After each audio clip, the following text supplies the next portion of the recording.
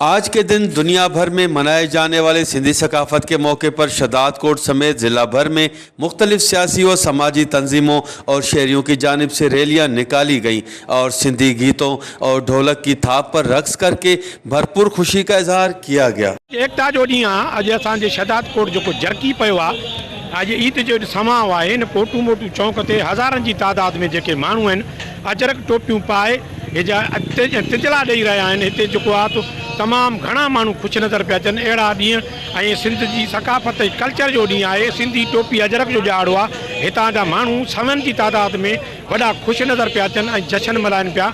ख़ासि तौर ते इहो मुतालबो रखनि पिया त जेके सिंधू दरिया ते जेके डैम ठहनि पिया उन्हनि जी सख़्तु मुखालफ़त कंदे अॼु वचन कयो वियो आहे त हर सूरत में जेके डैम ठहनि न ॾींदासीं। इनकी सकाफत 5000 साल पुरानी सकाफत है और सिंध जो है पुरअमन धरती रही है और बगैर किसी रंग नस्ल जात पात और मज़हब के इन्होंने सिंधियों ने हमेशा अमन का पैगाम दिया है। सकाफत जो ॾियारो वॾे जोश ऐं जज़्बे सां मल्हायो पियो वञे।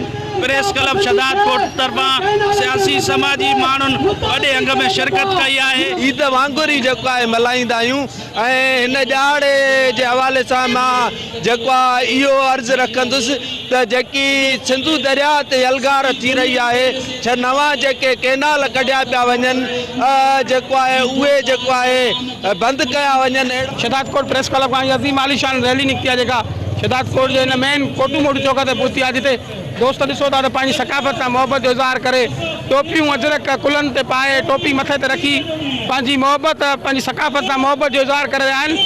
हमारे लिए बहुत खुशी का दिन है और इस मौके पर सिंधी अवाम ने जो इत्तेहाद और यकजहती का मुजाहरा किया है, मुझे बहुत खुशी भी हुई है और मैं उनको मुबारकबाद देता हूँ।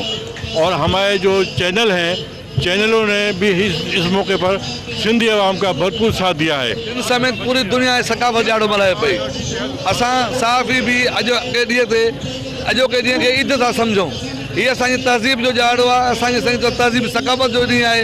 असीं पंहिंजी तहज़ीब खे उजागर करण लाइ सभु हिते गॾु थिया आहियूं। सकाफ़त हम इसको ईद के तौर पर मनाते हैं और अमन और रवादारी के तौर पर सिंधी पैगाम देते हैं पूरी दुनिया को कि हम अमन सुकून से मजहबी हम आहंगी से हम अपनी टोपी और अजरक का दिन जो ये बना रहे हैं ईद के तौर पर। पूरी दुनिया में जो भी सिंधी लोग रहते हैं वो जो है ये ईद जैसा समा मनाते हैं। ये हमारे लिए ईद है, जैसे हम ईद का दिन मनाते हैं ऐसे ही ये अपनी सकाफ़त ईद मनाते हैं। और हम बहुत शुक्रगुजार हैं जो हमारे दोस्त हैं वश टीवी न्यूज़ के रिपोर्टर गुलाम अली बिरोई साहब, उन्होंने हमारे प्रोग्राम में आके हमें कवरेज दी है। जबकि इस मौके पर रैली की शुरकाओं का मजीद कहना था कि सिंध की सकाफ़त हज़ारों साल कदीमी है।